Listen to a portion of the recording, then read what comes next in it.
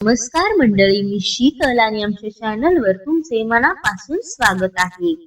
कानिफनाथांचा जन्म हिमालयात एका हत्तीच्या कानातून झाला, म्हणून त्यांना कानिफनाथ किंवा कान्होबा म्हटले जाते. कानिफनाथ हिमालयाकडून दक्षिणेकडे आले आणि त्यांनी अहिल्यानगर जिल्ह्यातील मढी या गावी संजीवनी समाधी घेतली. अहिल्यानगर जिल्ह्यातील पाथर्डी हे क्षेत्र साधू संतांच्या पदस्पर्शाने पावन झालेले व नाथ संप्रदायात विशेष महत्वाचे मानले जाते. येथील गर्भगिरी पर्वताच्या दरीत असलेले वृद्धेश्वर हे मंदिर नाथ संप्रदायाचे आदिपीठ समजले जाते. मच्छिंद्रनाथांचे शिष्य गोरक्षनाथांनी सुवर्ण सिद्ध मंत्राचा वापर करीत येथील गर्भगिरी डोंगर सोन्याचा केला होता असे सांगितले जाते. या गर्भगिरीच्या डोंगरावर वृद्धेश्वर मंदिरापासून 5 किलोमीटर अंतरावर असलेल्या सावरगाव येथे मच्छिंद्रनाथांची समाधी आहे व येथून जवळच मढी येथे कानिफनाथांचे समाधी मंदिर आहे. मढी येथील कानिफनाथ गड हे जागृत स्थान मानले जाते. या गडावर चैत्र कृष्ण पंचमी ते गुढीपाडवा या कालावधीत भरणारी यात्रा प्रसिद्ध आहे व मनाला भुरळ पाडणारी आहे. मढीला भटक्यांची पंढरी देखील म्हटले जाते, कारण या ठिकाणी सर्व जाती धर्माचा मान राखला जातो. तर मंडळी, चला मग अद्भुत व चमत्कार तीर्थ मढीची माहिती पाहूया. चॅनलवर नवीन असाल तर सबस्क्राईब नक्की करा. पौराणिक कथेनुसार श्रीकृष्णांच्या आदेशाने 9 नारायणांनी 9 नाथांच्या रूपाने पृथ्वीवर अवतार घेतला. यापैकी कानिफनाथांचा जन्म हिमालयात एका हत्तीच्या कानातून झाला. यावेळी सर्व देवांनी त्यांच्यावर पुष्पवृष्टी केली. हत्तीच्या कानातून जन्म घेतला म्हणून त्यांचे नाव कानिफनाथ ठेवण्यात आले. त्यांना कान्होबा देखील म्हटले जाते. 9 नाथांपैकी एक असलेले कानिफनाथ हे साक्षात ब्रह्मदेवांच्या दिव्य शक्तीतून अवतरले असल्याची मान्यता आहे. कानिफनाथांचे गुरु जालिंदरनाथ हे होते. जालिंदरनाथांनीच कानिफनाथांना मंत्र, तंत्र, 64 कला आणि दिव्य विद्यांचे दान दिले होते, ज्यामुळे कानिफनाथ हे नवनाथांपैकी एक महत्वाचे सिद्ध पुरुष बनले. त्यानंतर दोघे गुरु शिष्य बद्रिकेला तप करण्यासाठी गेले. तेथे कानिफनाथांनी मनोभावे गुरु सेवा केली. त्यानंतर नाथ संप्रदायाचा प्रसार करत मानव जातीचा उद्धार करण्यासाठी त्यांचा प्रवास सुरू झाला. कानिफनाथांनी संपूर्ण भारतभर फिरून नाथ संप्रदाय वाढवला.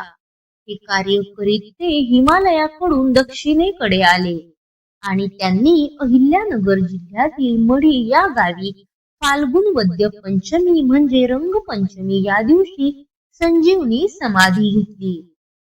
येथील कानिफनाथ मंदिर हे एका उंच टेकडीवर आहे. चैतन्य कानिफनाथांच्या गडावर मुख्य गाभाऱ्यामध्ये नाथांची पवित्र संजीवनी समाधी आहे.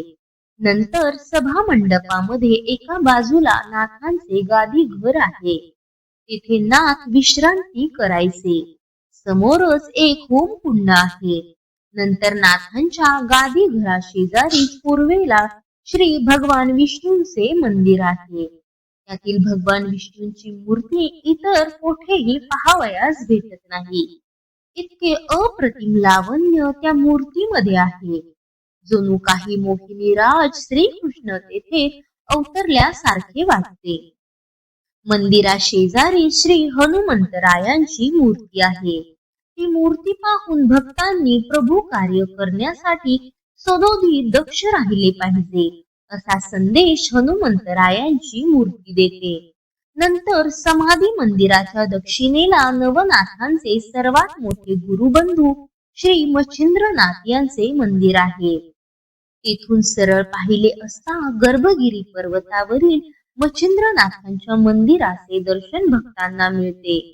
समाधी मंदिराच्या पश्चिमेला विठ्ठल रखुमाईचे मंदिर देखील आहे.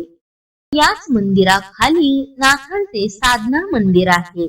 येथे जाण्यासाठी भुयार आहे व तो एक पूर्वीचा स्थापत्यशास्त्राचा आदर्श नमुना आहे.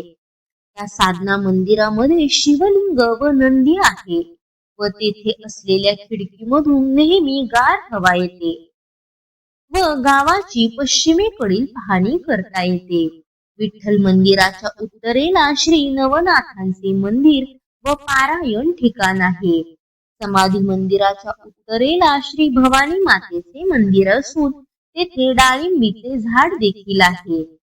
श्री समाधी मंदिरामध्ये श्रीनाथांची संजीवनी अशी समाधी आहे. श्री कानिफनाथांची मनमोहक अशी संगमरवरी दगडाची मूर्ती असून तसेच नाथांचे वाहन असलेला व कान्होजी अग्रेंनी दिलेला पितळी घोडा व दत्तात्रयांची मूर्ती आहे. तसेच गडावर नगारखाना, बारदारी, भव्य सभा मंडप, पाण्याची टाकी तसेच श्री समाधी मंदिरावरील असलेला प्रचंड कळस व त्यावरील भगवान शंकरांचे त्रिशूळ हे मुख्य आकर्षण आहे. त्याच त्रिशूळाला भक्तगण यात्रेमध्ये काठ्या लावून आनंद उपभोगतात. मढी गावामध्ये हनुमंतरायांचे मंदिर अतिशय प्रसिद्ध आहे. त्याचप्रमाणे श्री भैरवनाथ, श्री दत्त यांचे मंदिर देखील भक्तांना पावणारे आहे. मढी गावाच्या पूर्वेकडून श्री पवनगिरी नदी वाहते. तेथे नाथ भक्त आवर्जून भेट देतात. नाथ मंदिराच्या दक्षिणेला एक मोठा पाझर तलाव आहे. त्या तलावाला अर्धी भिंत ही नैसर्गिक आहे. त्या भिंतीवर श्री आदिमाया तुळजापूरची भवानी माता यांचे मंदिर असून तेथे त्यांचे वास्तव्य आहे. त्याचप्रमाणे गावाच्या दक्षिणेला गर्भगिरी पर्वताच्या रांगा आहेत. त्यामध्ये एक दऱ्या आहेत, त्याला लेण्याद्रीच्या दऱ्या म्हणतात. लेण्याद्रीच्या दऱ्या शेजारी दुसऱ्या दऱ्यांमध्ये एक प्रचंड अशी दगडाची गोटी असून तेथे गावकऱ्यांतर्फे प्रत्येक वर्षी गोवर्धन पूजा होते. तसेच या दऱ्यांमध्ये 1 ते 4 मीटर खोलीचा गोसाव्याचा झरा आहे. या झऱ्याचे वैशिष्ट्य असे की हा झरा कितीही दुष्काळ पडला तरी त्याचे पाणी आटत नाही किंवा कमी होत नाही. परिसरातील गर्भगिरी पर्वत हा श्रावण महिन्यामध्ये पाहण्याजोगा असतो. तसेच मढी गावामध्ये 2 छोट्या व 1 मोठी बारव आहे. यात्रेच्या आधी श्री क्षेत्र मढी येथे चैतन्य कानिफनाथ महाराजांच्या संजीवनी समाधीला तेल लावणे हा पारंपरिक विधी मोठ्या भक्तिभावात व उत्साहात साजरा होतो.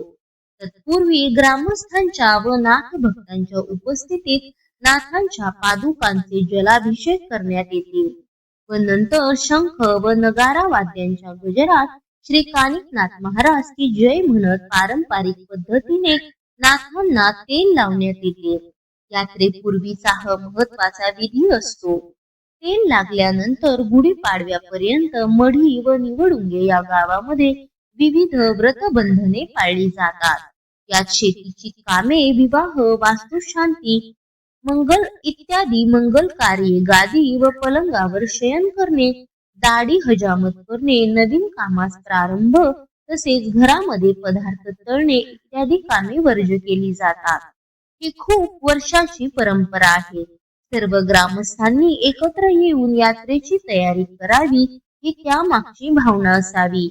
फाल्गुन वद्य पंचमीला म्हणजे रंगपंचमीला मढीला कानिफनाथांची यात्रा भरते. या यात्रेला साधारण 10 ते 20 लाख भाविक महाराष्ट्र, राजस्थान, गुजरात आदी प्रांतातून येतात. 18 पगड जातीचे मढी हे पंढरपूर आहे. येथे त्यांच्या भांडणाचा न्याय निवाडा होतो. पाडव्याच्या आदल्या दिवशी फुलबागेतील बाजार येथे प्रसिद्ध आहे. त्याचप्रमाणे वेगवेगळ्या जातींचा गाढवाचा बाजार देखील येथे भरतो. मढीची रेवडी तर प्रत्येकाची आवडीची आहे. पाडव्याच्या पहाटे भक्तगण तावडीने पाणी आणून नाथांच्या समाधीला स्नान घालतात व धन्य होतात. या ठिकाणी नवस करणाऱ्यांची आणि फेडणाऱ्यांची खूप गर्दी असते. श्री चैतन्य कानिफनाथ महाराज सर्व भक्तांच्या समस्या सोडतात. एकदा गडावर येणारा भक्त हा जीवन असेपर्यंत कानिफनाथांना विसरत नाही हे मात्र नक्की. तर मंडळी, अशा प्रकारे होती मढीच्या कानिफनाथांची रहस्यपूर्ण माहिती व गडाची रहस्य. व्हिडिओ आवडला असेल तर लाईक करा, सबस्क्राईब करा व शेअर करा. धन्यवाद.